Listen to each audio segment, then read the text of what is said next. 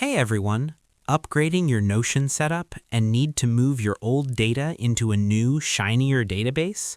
You don't have to start from scratch.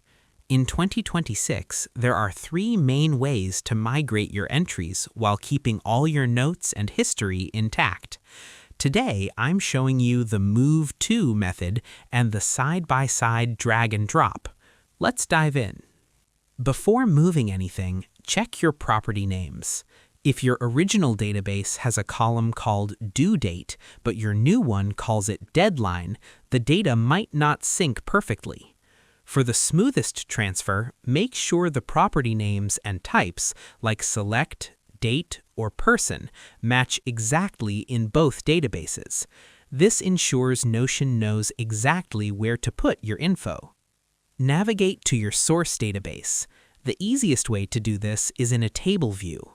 Hover over the first row you want to move and click the checkbox in the left.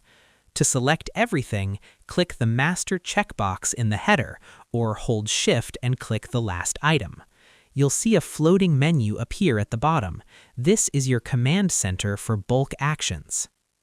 In that floating menu, click the three dots and select Move To. A search bar will pop up. Type in the name of your destination database and select it. Notion will instantly teleport those pages. The best part? Any properties that match will be filled automatically, and your page content, comments, and edit history move right along with them. Once the move is complete, head over to your new database. Check a few entries to make sure the tags and dates landed in the right spots.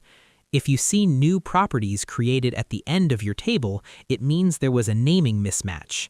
Simply drag that data into the correct column and delete the extra one. Now your new system is live and fully populated. I hope this helped you out, and I see you in the next one.